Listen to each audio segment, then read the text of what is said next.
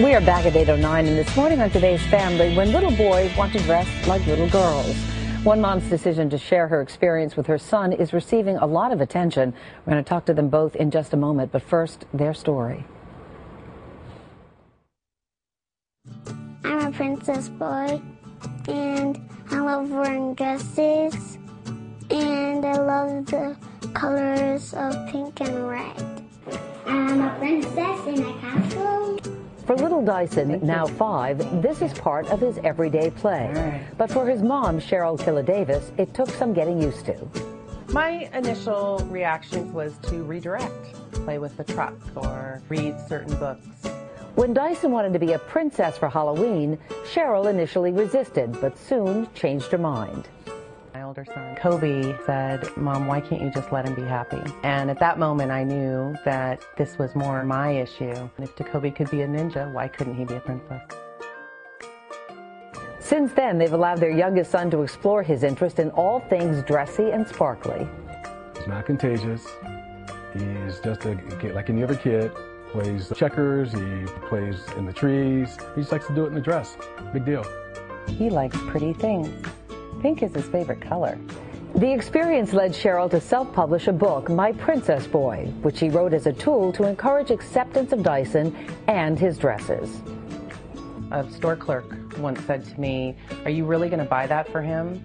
And I said, "Can you just read this book for 60 seconds?" And after she read it, she apologized.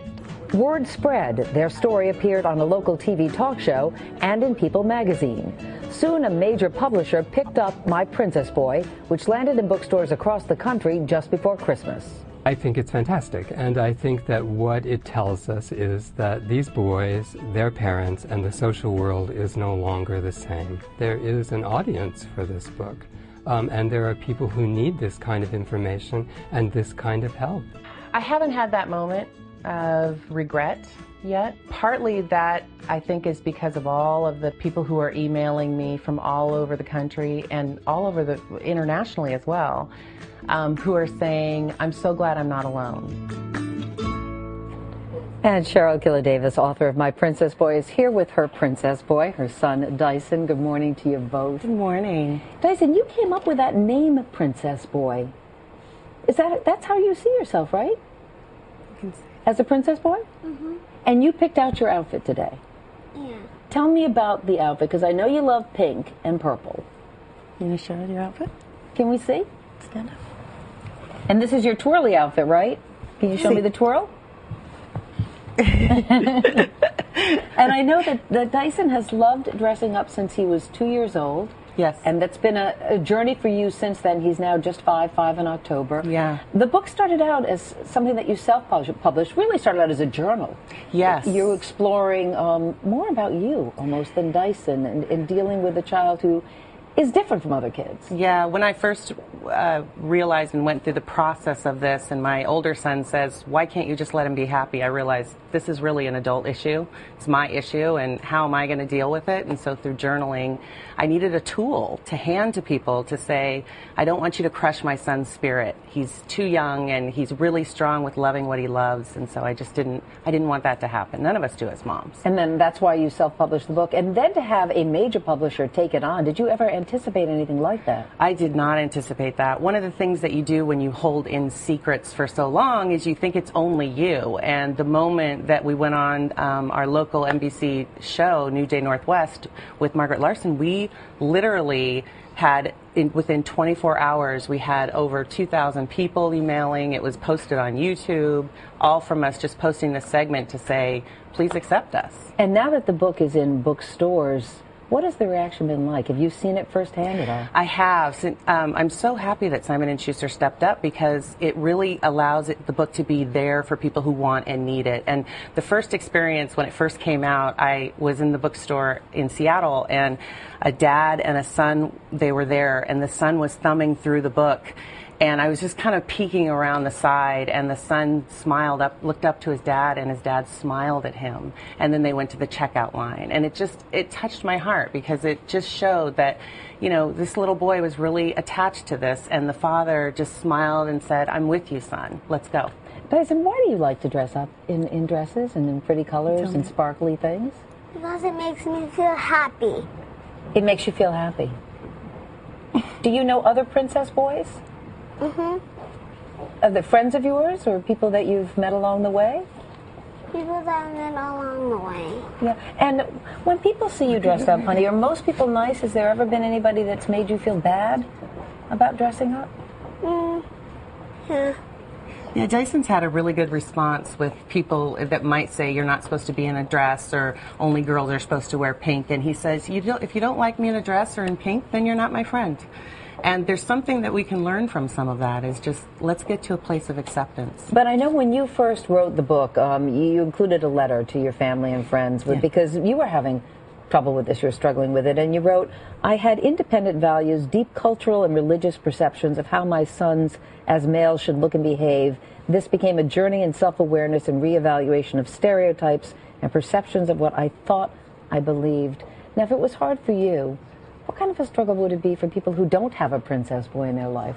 You know, we've gotten a lot of responses from people who don't have children, who don't have princess boys. Really, Princess Boys, the book stands for hope, and it stands for acceptance. And in 2010, in light of all this bullying and things that have happened and the unthinkable outcomes of children taking their lives just for being different, this is our chance to say 2011 is going to be about the year of acceptance. We are going to turn this around. And it takes the first step to go to acceptance. And then we can start to get into inclusion.